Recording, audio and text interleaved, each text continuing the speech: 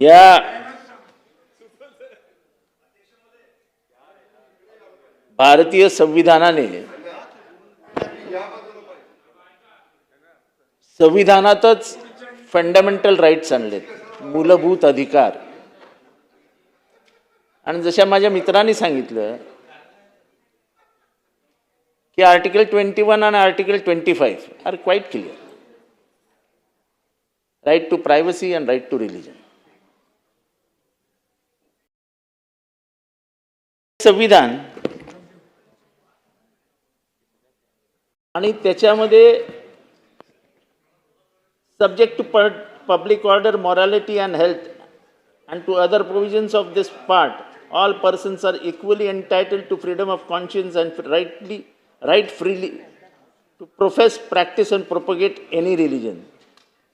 Nothing in this article shall affect the operation of any existing law or prevent the state from making any law, regulating and restricting any economical, financial, political or other secular activity which may be associated with religious practice. अध्यक्ष महोदय, या बिलाच्या हेतूला आमचा विरोध आहे. बिलाला विरोध नाही. तुमचे जरा एक मिनिट आता बोलू द्या ना. अध्यक्ष महोदय,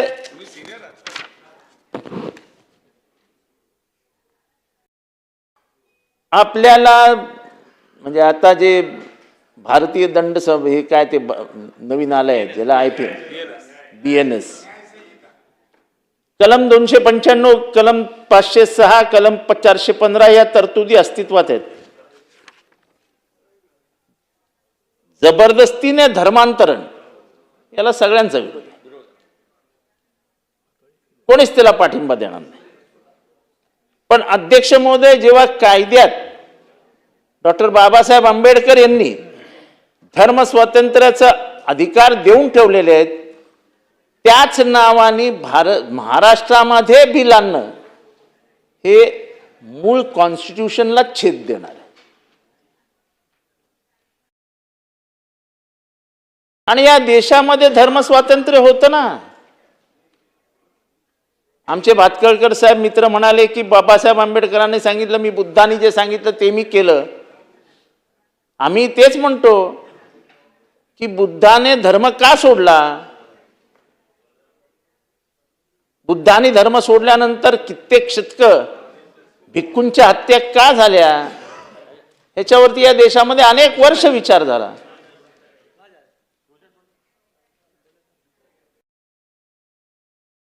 बुद्धांनी केलेलं धर्मांतरण या देशातलं पहिलं धर्मांतरण आहे. मग आजच्या कायद्याने बुद्धालाही जेलमध्ये जावं लागलं असतं. रेट्रोस्पेक्टिव्ह इफेक्ट दिला तर बुद्धालाही जेलमध्ये घाला, महावीर जैनांना जेलमध्ये घाला.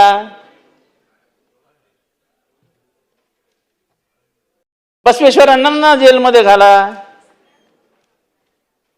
विद्रोह हा महाराष्ट्राचा कणा आहे, कणा आत्मा आहे. आणि जे देशभरात महाराष्ट्राचं नाव झालं ते विद्रोहामुळे झालं.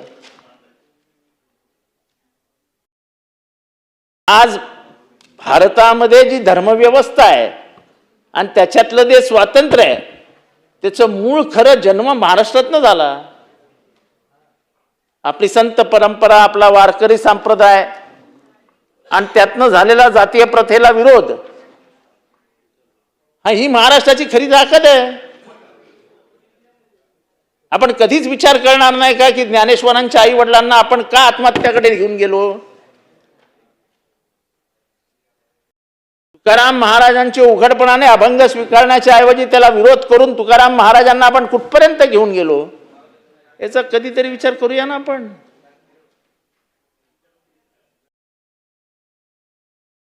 सावता माळी, गोरा कुंभार यांना व्यवस्थेपासून लांब ठेवणं, त्या धर्माबद्दल बोलायचंच नाही का? आणि मग जर त्या धर्माला विरोध करून जर कोणी काही करणार असेल तर त्याचा ऍक्सेप्टन्स हा हिंदू धर्माचा सर्वात मोठा गाभा आहे. The liberal Hindu always accept change, असं हिंदुइझम बद्दल म्हटलं जातं जगामध्ये.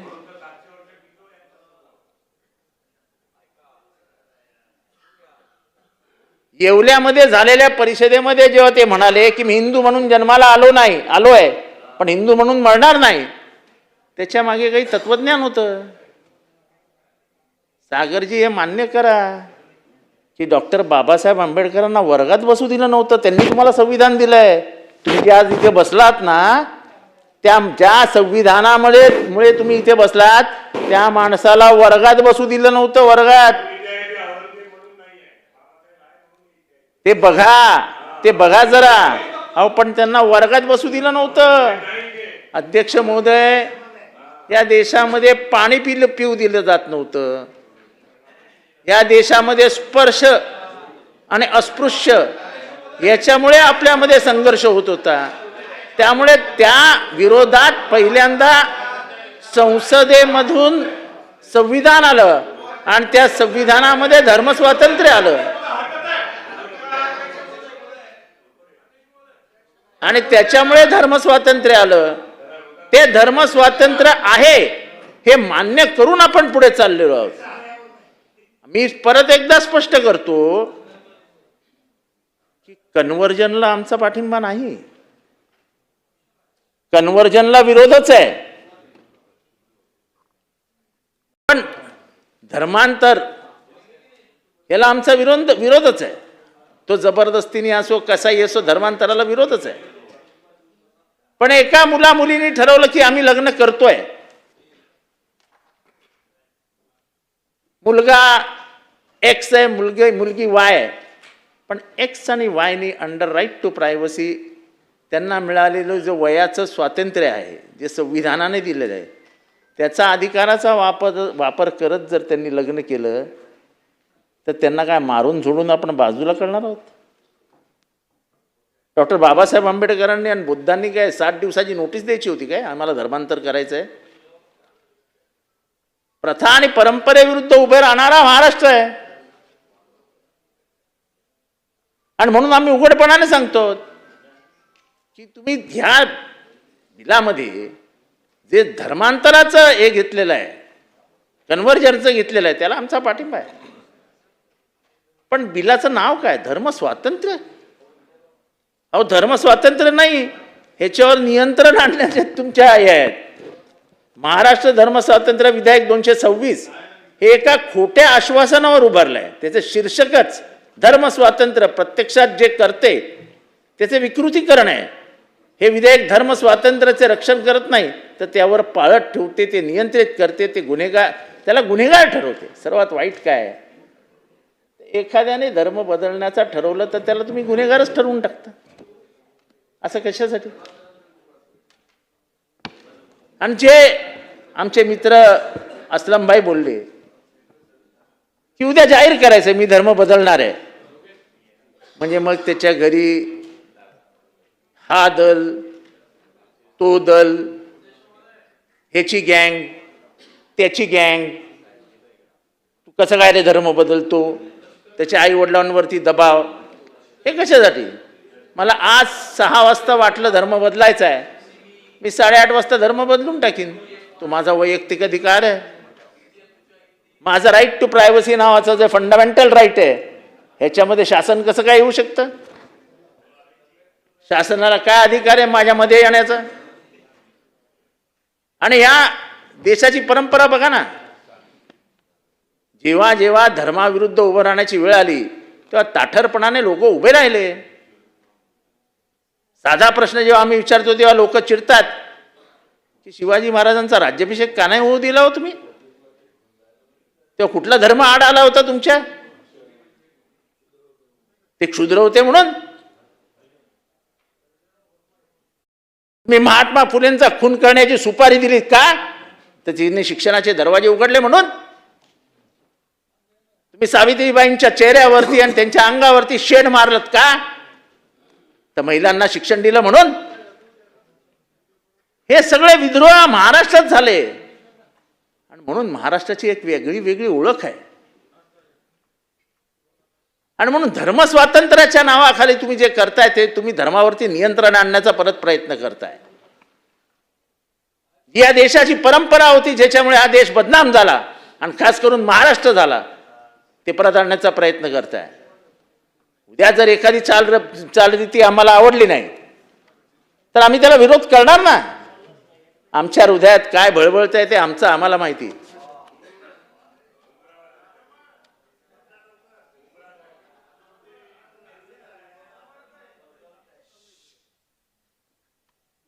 मी स्वाभिमानी हिंदू आहे, पण सच्चा हिंदू आहे.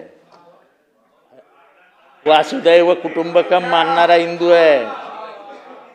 सागरजी, ज्या सोसायटीत जन्माला आलो होतो ना, त्या सोसायटी मधल्या पूजेला माझ्या आईला बोलवत नव्हते कधी.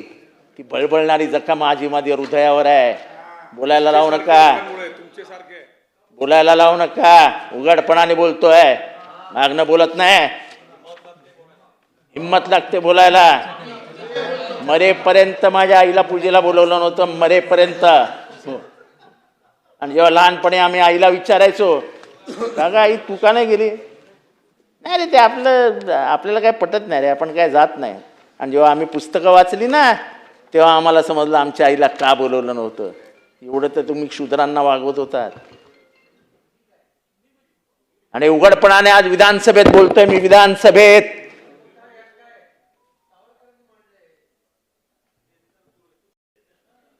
त्यामुळे सागरजी, हे इथे जी जखम आहे ना, ती आम्हाला बोलायला लावते. बाकी आम्हाला काही हे नाही आहे. तुम्ही जे बिल आणलंय त्या बिलातला जो मूळ हेतू आहे की धर्मांतराला विरोध झाला पाहिजे, जबरदस्तीने धर्मांतरण होता कामा नये.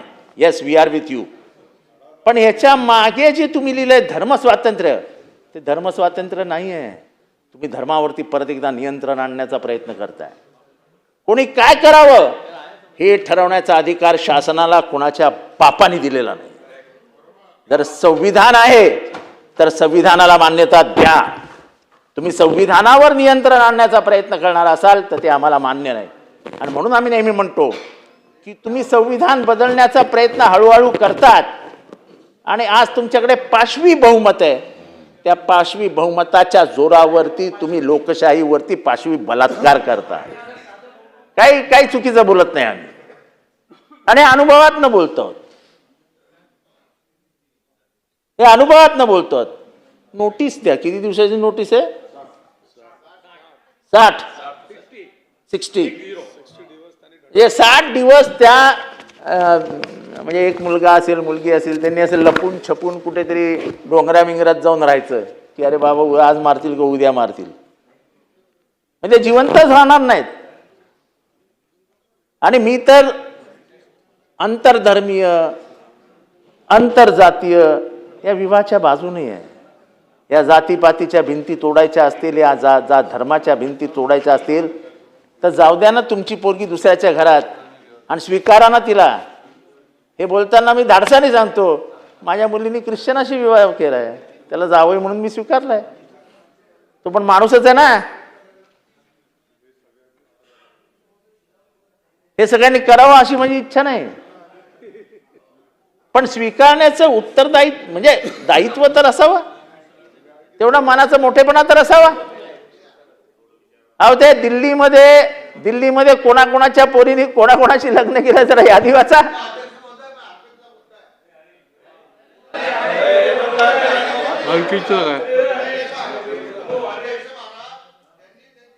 द्या, मुसलमानाला द्या, त्याच्यात आमचा काही म्हणणं नाही. आमची मुलगी आम्हाला कोणाला द्यायची हा आमचा स्वातंत्र्य अधिकार आहे. याच्यात त्यांनी आम्हाला सल्ला देऊ नये. बिलावर बोला. बिलावर साहेब, हे बिलावरच आहे.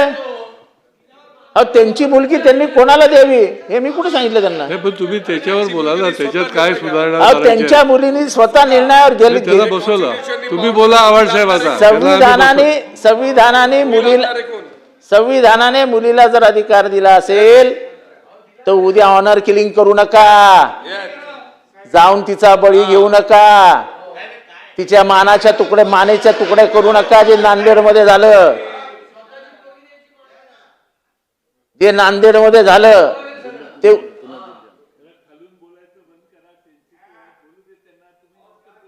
नांदेड या महाराष्ट्रामध्ये धर्म राहिला बाजूला,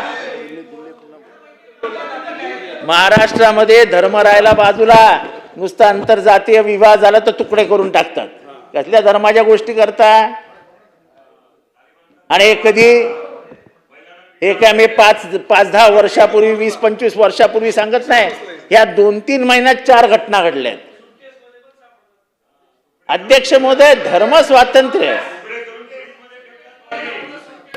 स्वातंत्र्य हे मी तुम्हाला संविधान पाठवतो, हे वाचा. हे डॉक्टर बाबासाहेब आंबेडकरांनी लिहिलेलं संविधान आहे ना, त्याचं टायटलच आहे धर्म स्वातंत्र्याचा हक्क. आपण कुठलं नवीन धर्म स्वातंत्र्य देणार आहोत? आणि म्हणून अध्यक्ष महोदय,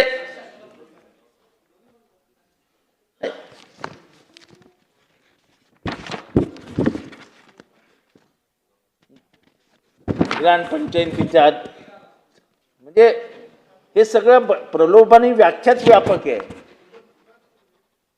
त्यामुळे मान्य करावं लागेल ना की त्यांचं योगदान आहे, मिशनरीजचं योगदान आहे.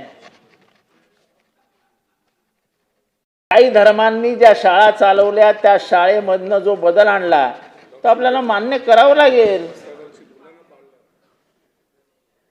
रस्त्यावरच्या मुलांना अनाथ आश्रमात घेऊन त्यांना सुशिक्षित करून मोठं केलं, हॉस्पिटल्स उभारली, मिशनरी स्कूल्स उभ्या राहिल्या आणि सगळ्यांना दरवाजे उघडे केले.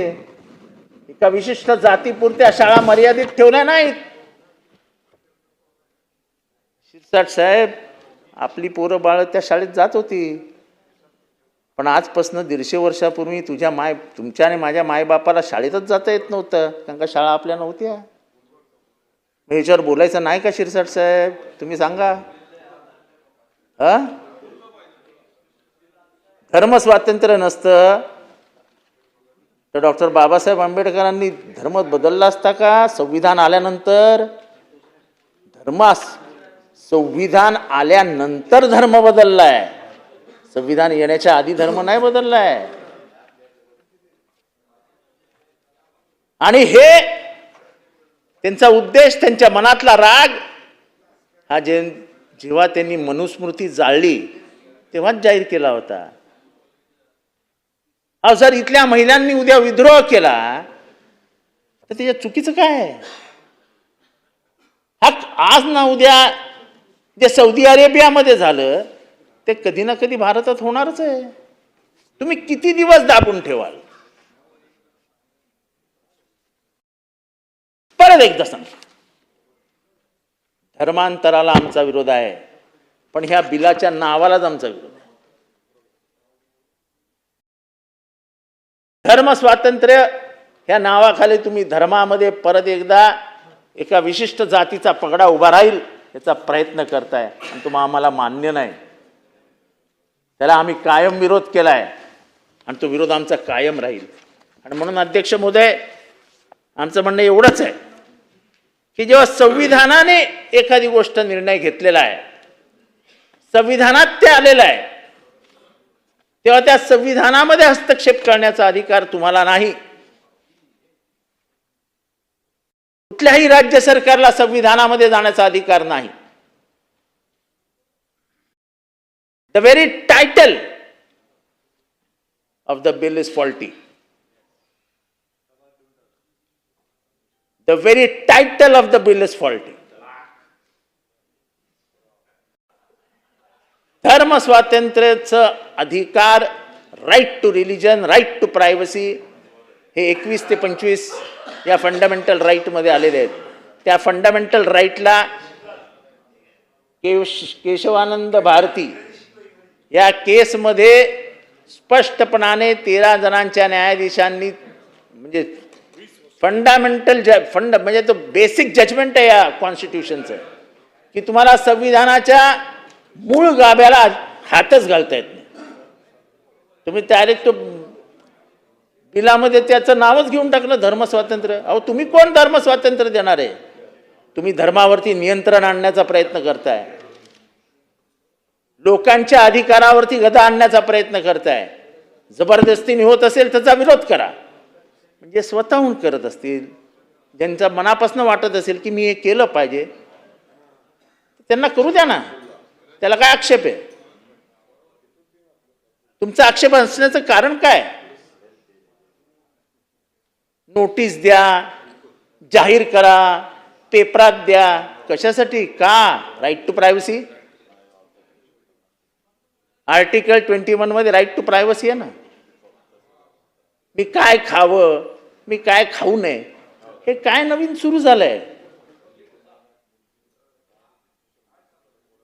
या देशामधलं जे स्वातंत्र्य आम्हाला संविधानाने दिलंय ते परत काढून घेण्याचा हा प्रयत्न आहे.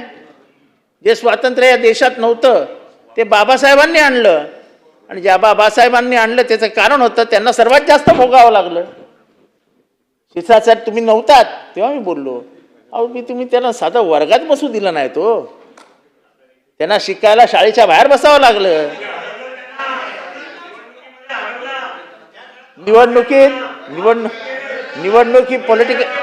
निवडणुकी पॉलिटिकल आयडिओलॉजी असते.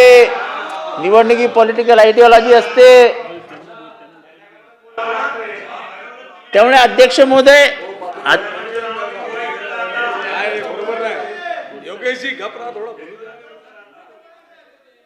पवार साहेब बोला, कन्क्लूड करा. अध्यक्ष महोदय बिलावर बोलीन, उद्या सकाळपर्यंत बोलीन. पण बिलाच्या तत्वावर आणि मुद्द्यावर बिलाच्या बोलायला लागेल. तत्वावर बोलतोय मी, बिलाच्या तत्वाच्या बाहेर जाऊन बोलत नाही. नाही, नियम 124 प्रमाणे नाही. त्या बिलाच्या मला मुद्द्यावरच तुम्हाला बोलता येईल. त्याच्यामुळे तुम्ही त्याच्यावर बोला, किती वेळ बोला.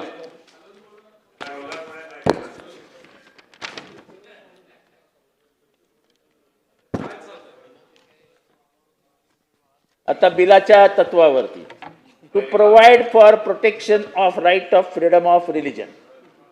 आता हा जो पहिलंच वाक्य आहे, इट कॉन्ट्राडिक्ट्स, म्हणजे it is contradictory to the article 25. अध्यक्ष महोदय, संविधान आणा, संविधानाचा आर्टिकल 25 वाचा, आणि ह्याच्यामध्ये आणि त्याच्यामध्ये काय फरक आहे सांगा. मी बिलावरती बोलायला सुरुवात केली. प्रोहिबिशन ऑफ इनलॉफुल कन्व्हर्जन, याला कोणाचाच विरोध नाही आहे. इनलॉफुल कन्व्हर्जन होताच कामा नये, हे असं आमचं मतच आहे, आणि सगळ्यांचंच मत आहे. From any another religion to any religion. पण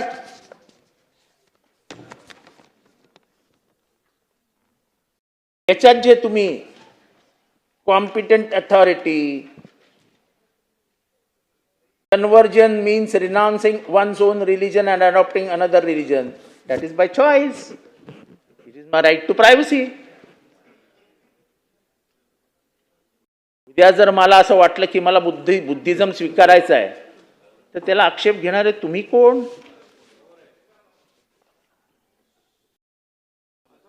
आणि तुम्हाला नोटीस द्यायची की मला बुद्धिझम स्वीकारायचं आहे?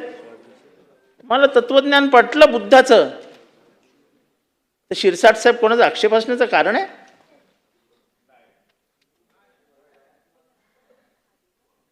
शिरसाट साहेब तुम्ही सांगा ना, कोणाला आक्षेप असण्याचं कारण आहे? एक डॉक्टर बाबासाहेब आंबेडकरांनी जे भाषण केले 1956 साली, आणि त्यांनी जे येवल्यात बोलले, हे जर मी मनापासून स्वीकारलं आणि मी ठरवलं की चला मी बुद्धिझम मध्ये जातोय, तुम्ही 288 सदस्यांचा आक्षेप असण्याचं कारण काय? आणि तुम्हाला का म्हणून मी माहिती द्यायची? माझ्या आईबापाला माहिती देण्याचं हे माझ्याकडे नाही आहे.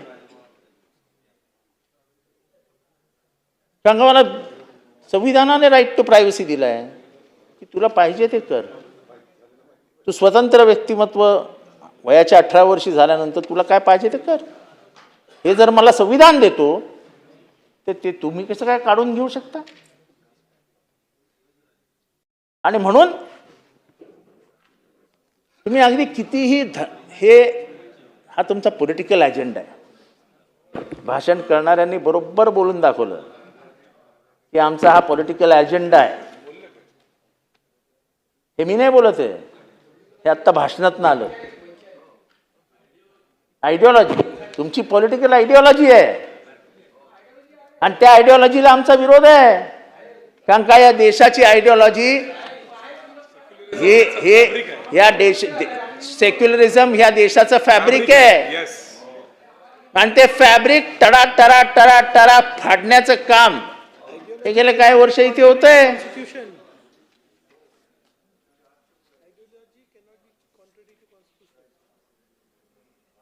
आणि कुठलीही ideology cannot be contradictory to the constitution.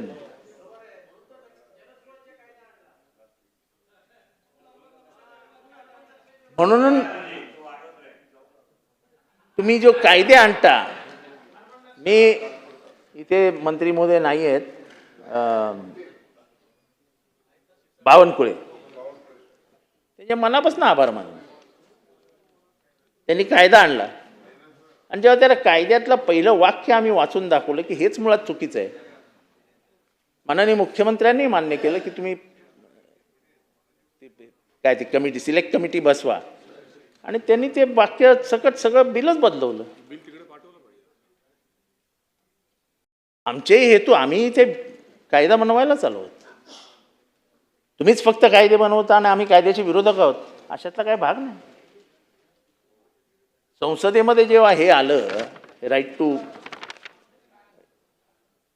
Religion, तेव्हा जनसंघाची लोक नव्हती का? जनसंघाची लोक नव्हती, मंत्रिमंडळात होती हो. जनसंघाचे मंत्री होते श्यामाप्रसाद मुखर्जी.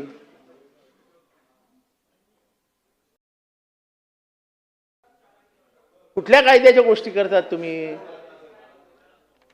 संविधानाच्या विरोधात टाकलेलं पावलाला विरोध करणं, याला जर आम्ही केलं नाही तर आम्ही डॉक्टर बाबासाहेब आंबेडकरांच्या विचारांचा पराभव करतो आहोत. आणि त्यामुळे या बिलाला विरोध करत असताना पार्शल विरोध, पण पार्शल समर्थन का करतोय आम्ही? तर तुमचा हेतू वाईट आहे.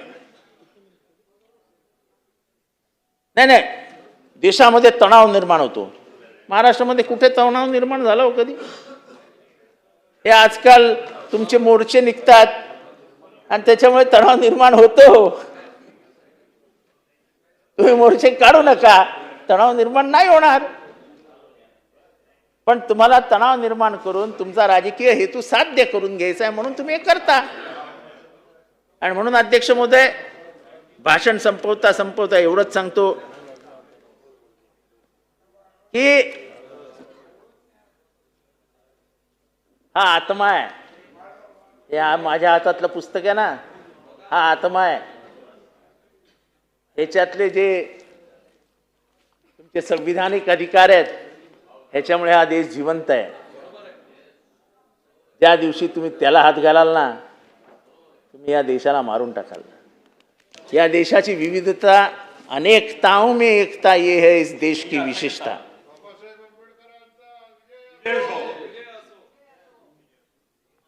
या देशातली एकता आणि एकात्मता जर टिकवायची असेल तर याला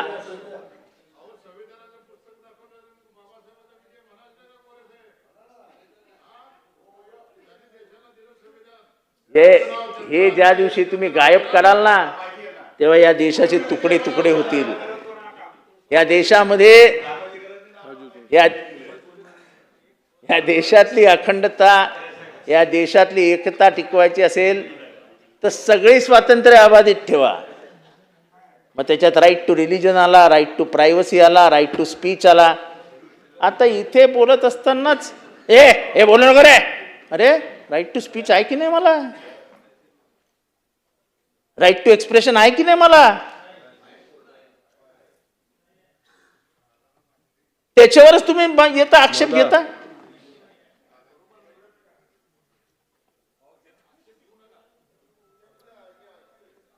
त्यामुळे अध्यक्ष महाराज, मला कोणी किती सांगितलं डेव्हलप करा, तरी मला एवढंच सांगायचं आहे की संविधानाचा पराभव करू नका, संविधानाच्या मूळ गाभ्याला हात घालू नका. तुमचा राजकीय अजेंडा, तुम्हाला महाराष्ट्रामध्ये जे काय करायचंय ते काय करायचंय हे आम्हाला दिसतंय, उभ्या महाराष्ट्राला दिसतंय. तुम्ही नुसती संविधान बदलण्याची कल्पना मांडलीत, कल्पना. काही जण तुमच्यातले बोलून दिले आम्ही संविधान बदलणार आहोत. चालून बोलू नका, बसून बोलू नका. तर जागा किती गेल्या हे तुमच्या डोळ्यासमोर आहे. आणि आता तर तुम्ही बसून बोलू नका.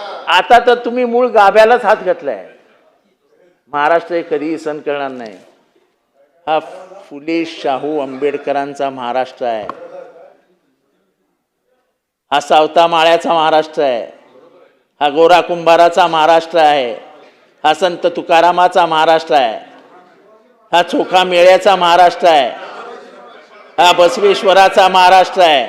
आणि जेव्हा जेव्हा त्यांचा छळ झाला तेव्हा तेव्हा त्या छळाच्या विरोधात जाऊन इथल्या एका मोठ्या समूहाविरुद्ध ते उभे राहिले, लढले, झगडले आणि मोठे झाले. शंभूराजे, बरं झालं तुम्ही आठवण करून दिली. अहो मी बोलून दाखवलं. अहो त्यांचंच पहिलं घेतलं की त्यांनाच राज्याभिषेक करू दिला नव्हता. तेव्हा नव्हतात तुम्ही. परत तुम्हाला आठवण करून देतो. अहो त्यांनाच राज्याभिषेक करू दिला नव्हता. आणि नाही तुम्ही होतात की नव्हतात, खरं तर आम्ही साहेब इकडे बघून बोला. त्यांनाही क्षुद्र म्हटलं गेलं, आम्ही तर क्षुद्र आहोतच. त्यांनाही क्षुद्र म्हटलं गेलं, आम्ही तर क्षुद्र आहोतच.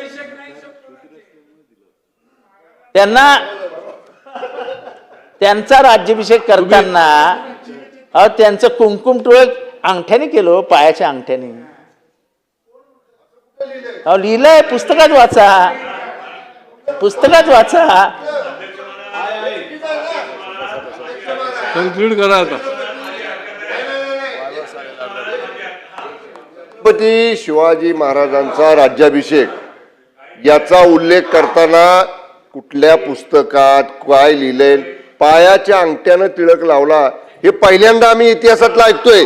हा छत्रपती शिवाजी महाराजांच्या संदर्भातला जे वक्तव्य त्यांनी केले ते काढून टाका, काढून टाका अध्यक्ष महाराज. ते पटलावरनं काढून टाका. या ठिकाणी इतिहासावर डिबेट न करता विधेयकावर बोला. ही इतिहासावर डिबेट करण्याचं नाही आहे विषय.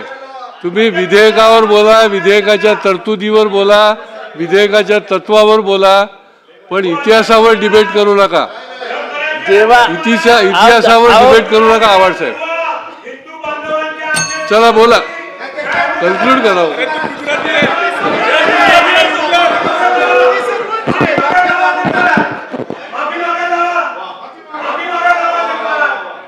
चला कन्क्लूड करा.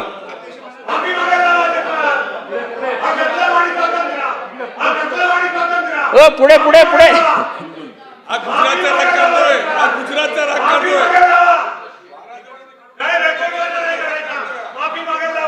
रेकॉर्ड वरला रेकॉर्ड तपासून आपण योग्य तो निर्णय करू. चला ना आता बोलू द्या.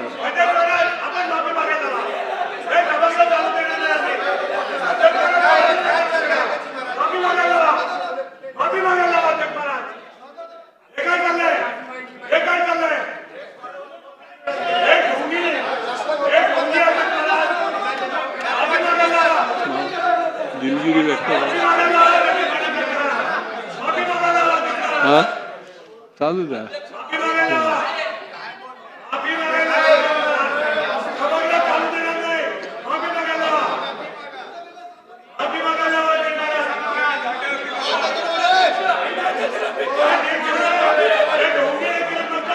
अरे जागेवर बसा ना, जागेवर बसा, जागेवरून बोला ना. मी तुम्हाला संधी देतो ना बोलायला. तुम्ही जागेवर बसा, तुम्हाला संधी देतो मी.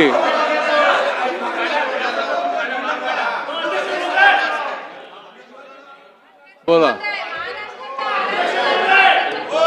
चला मंत्री महोदय काय बोलायचं.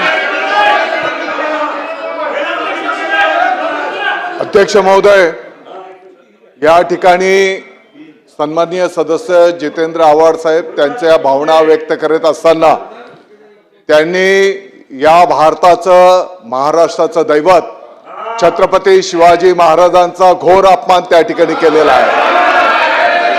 अध्यक्ष महाराज, छत्रपती शिवाजी महाराजांचा तिलक कोणाच्या पायाने केला? अध्यक्ष महोदय, महाराष्ट्रामध्ये हे बिलकुल चालणार नाही. त्यांना कोणाचं लागून चालन करायचं असेल ते त्यांना लगभाग हो. अध्यक्ष महोदय, प्रत्येक समाजामध्ये अनेक चांगल्या वाईट प्रवृत्ती काही काळापूर्वी होत्या, परंतु अध्यक्ष महोदय, त्यांच्या सोयीप्रमाणे त्यांनी एखादा शब्द असाही बोलायला पाहिजे होता की आजही काही समाजांमध्ये 10 पत्नी केल्या जातात, त्यांच्यावर त्यांचं तोंड उघडत नाही, त्याच्यावर ते भाष्य करत नाही. हे संविधानामध्ये लिहिलेलं आहे का अध्यक्ष महोदय? आणि छत्रपती शिवाजी महाराजांचा अपमान करण्याचं त्यांना कोणी परवाना दिलाय? अध्यक्ष महोदय, त्यांनी माफी मागितली पाहिजे. त्यांनी संपूर्ण महाराष्ट्राची माफी मागितली पाहिजे, आपल्या देशाची माफी मागितली पाहिजे.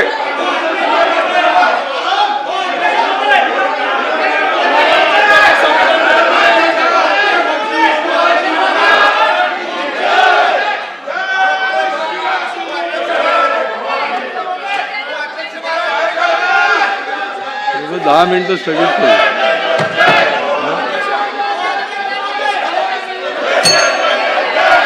सभागृह 10 मिनिटाकरता आपण स्थगित करत आहोत. 10 मिनिटाकरता आपण स्थगित करत आहोत.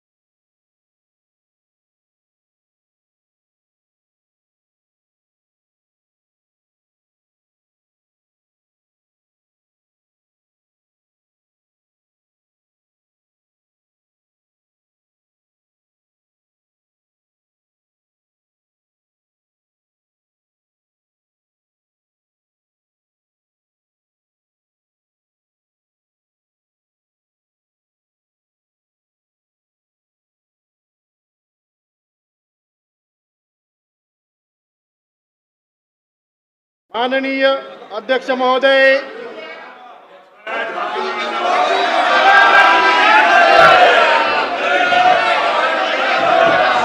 चला जागेवर बसा.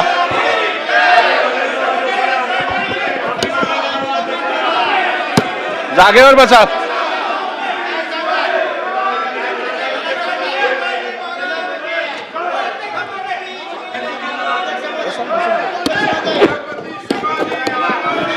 बसा, ठीक आहे, बोलू दे. आता मी बसलोय ना, मी उभा आहे ना.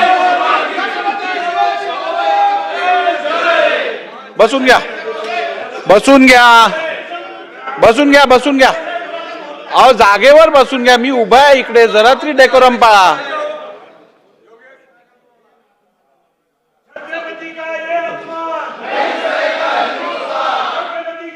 बसून घ्या.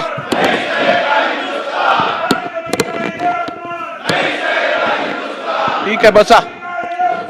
हे बघा, सभागृहात आज एक अत्यंत महत्त्वपूर्ण विधेयकावरती चर्चा चालू आहे. हे बिल राज्याच्या दृष्टीने अत्यंत महत्त्वपूर्ण आहे. याचं गांभीर्य राखून सगळ्यांनी या चर्चेत भाग घ्यावा अशी माझी सभागृहाला विनंती आहे. आणि असं असताना, आपण भाषण करत असताना या देशाचे आराध्य दैवत ज्यांना आपण मानतो त्यांच्या संदर्भात कोणीही, या बाजूच्या सदस्यांनी किंवा या बाजूच्या सदस्यांनी कोणीही अशा शब्दांचा प्रयोग केला ज्यातून राज्याचं वातावरण बिघडू शकतं, देशाचं बिघडू शकतं, ते या सभागृहातनं किमान होऊ नये अशी सगळ्यांचीच प्रामाणिक इच्छा आहे. आणि त्यामुळे संबंध, बसून घ्या, बसून घ्या, थांबा. त्यामुळे संबंधित सदस्य, मला वाटतं जितेंद्र आव्हाड साहेब या संदर्भातलं भाषण करत होते. माझी परत एकदा आपल्या सर्वांनाच विनंती राहील की भाषण करत असताना अशा कुठच्याही गोष्टीचा उल्लेख करू नका ज्यातून कोणाच्याही भावना दुखावल्या जातील, राज्यातलं जे चांगलं वातावरण आहे ते खराब होईल, असं कुठचंही कृत्य किंवा भाष्य करू नये. आणि त्यामुळे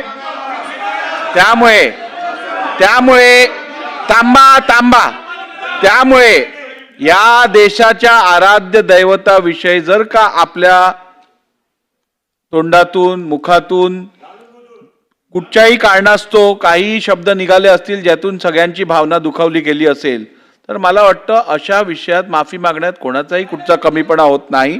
त्यामुळे मला वाटतं आपण जर या विषयात दिलगिरी व्यक्त केली तर ते योग्य ठरेल. थांबा, ऐकून तर घ्या. चला आव्हाड साहेब. मला काही विषय वाढवायचा नाही आहे. मी जे काही बोललो असेल त्याच्याने कोणाच्या भावना दुखवल्या असतील तर मी ते माझे शब्द मागे घेतो.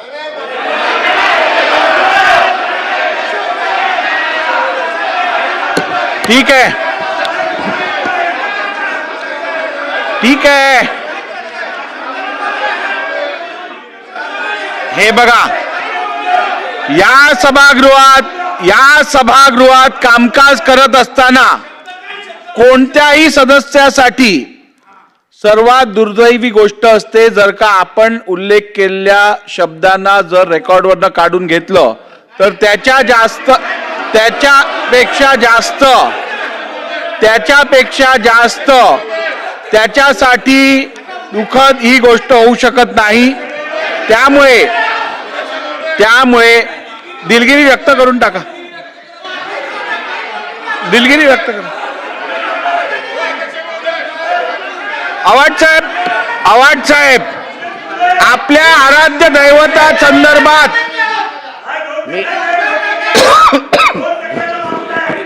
ओ रईस शेख, तुम्ही बसा. चला साहेब,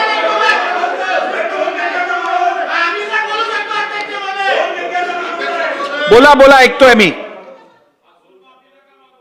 अध्यक्ष महोदय, मी जे दाखले देत होतो त्या दाखल्यामध्ये ऐकून तर घ्या. बोला. एक मिनिट ऐकून घ्या. थांबा जरा नारायणराव, थांबा. चला आवाज साहेब लवकर. ठीक आहे, ठीक आहे. सन्माननीय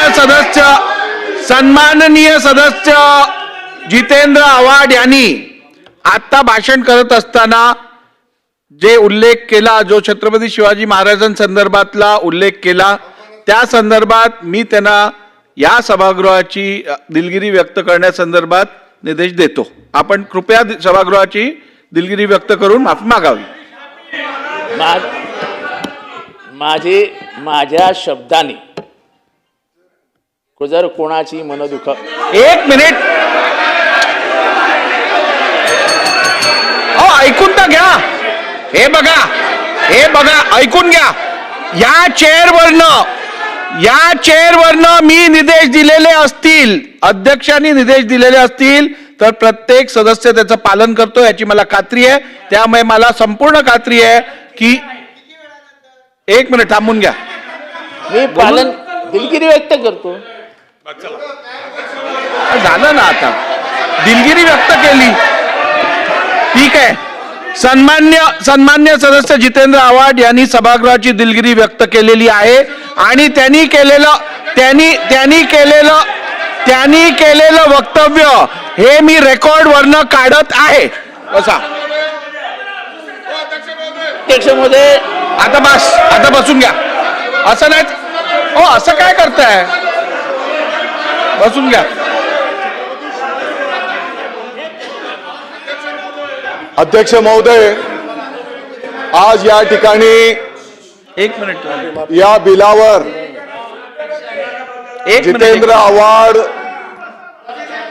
भाषण करीत असताना त्यांनी संपूर्ण महाराष्ट्राला आणि संपूर्ण देशाला आपलं सर्वांचं जे दैवत आहे छत्रपती शिवाजी महाराजांच्या संदर्भामध्ये अतिशय निंदनीय शब्दांचा त्यांनी त्या ठिकाणी उल्लेख केलेला आहे. अध्यक्ष महोदय, या देशामध्ये छत्रपती शिवाजी महाराजांच्या पेक्षा कोणीही मोठं होऊ शकत नाही. आणि अध्यक्ष महोदय, आपण या ठिकाणी सूचना केल्याच्या नंतर सुद्धा त्यांना संधी मिळाली होती की संपूर्ण महाराष्ट्राची आणि देशाची छत्रपती शिवाजी महाराजांच्या माफी मागण्याची त्यांना संधी मिळाली होती. तरी पण अध्यक्ष महोदय, त्यांनी त्या संधीला पण ठोकारलाय. तुम्हाला निर्देश द्यावे लागले. अध्यक्ष महोदय, हे बिलकुल महाराष्ट्र सहन करून घेणार नाही. आणि म्हणून ज्या पद्धतीने त्यांनी अशब्द वापर केलेले आहेत, माझी आपल्याला विनंती असणार आहे की त्यांना सभागृहातून निलंबित करण्यात यावा.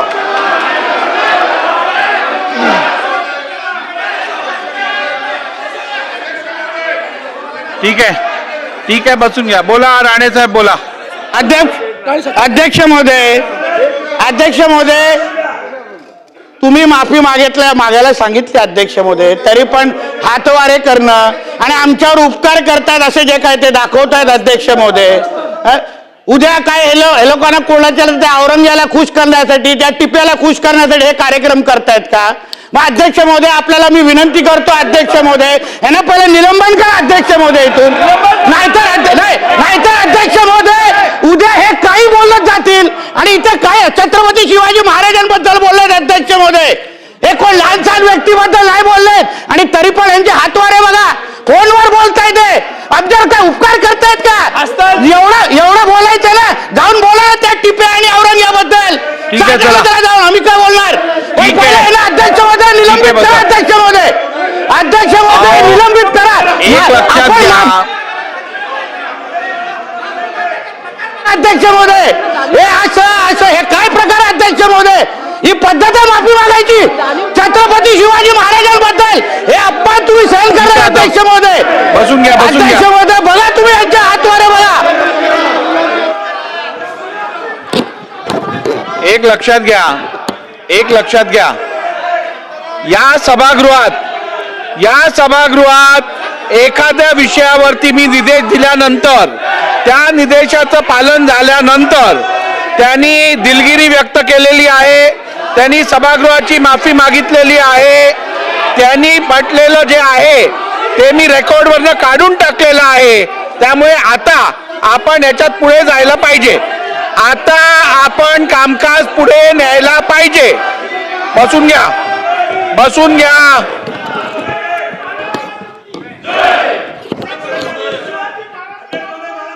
बोला. अध्यक्ष महोदय, अध्यक्ष महोदय, हा महाराष्ट्राचा सर्वोच्च सभागृह आहे. या सभागृहामध्ये निवडून येणारे प्रत्येक व्यक्ती अध्यक्ष महोदय 3-3 लाख लोकांचं प्रतिनिधित्व करतायत. परंतु हा संपूर्ण महाराष्ट्राचा सर्वोच्च सभागृह असून 12.5 कोटी या महाराष्ट्राच्या नागरिकाचा अध्यक्ष महोदय प्रतिनिधित्व हा सभागृह करतोय. एका काळी अध्यक्ष महोदय प्रभू रामचंद्रांच्या विषयी एलफेल बोलणारे व्यक्ती, कुठे प्रभू रामचंद्र आणि प्रभू रामचंद्राच्या संदर्भामध्ये चुकीचे वक्तव्य करणारे लोक आज छत्रपती शिवाजी महाराज केवळ महाराष्ट्राचे नव्हे अध्यक्ष महाराज, जगभरात असलेले सर्व हिंदूंचा आराध्य दैवत आहे. केवळ एका कम्युनिटीला, एका जातीचा, एका धर्माचा लोकांना, विशिष्ट लोकांना खुश करण्यासाठी जर जितेंद्र आव्हाड अध्यक्ष महोदय केवळ दिलगिरी व्यक्त करत असेल, ते दिलगिरी पुरती नाही आहे. हे संपूर्ण महाराष्ट्र नाही, जगभराचे सर्व हिंदूंचा आराध्य दैवताचा अपमान आहे. आणि म्हणून अध्यक्ष महोदय माझी मागणी आहे, अध्यक्ष महोदय माझी मागणी आहे अध्यक्ष महोदय, दिलगिरी शब्द हा चुकून जर तोंडातून निघाला त्यासाठी दिलगिरी व्यक्त केली जाते. जाणून बुजून या देशाच्या हिंदूंना चिथवण्याचा प्रयत्न जे करतायत अध्यक्ष महोदय, ऐका ना, हो ऐका ना, हो ऐका, अरे बाबा ऐका ना, हो अरे बाबा ऐका ना त्यांना. ठीक आहे, बसून घ्या अध्यक्ष महोदय, बस चला आता बसून घ्या. हो एक मिनिट ऐका. जाणून बुजून या देशाच्या, एक मिनिट ऐका. हो अरे बाबा हे नाही ना, असं नाही होत ना.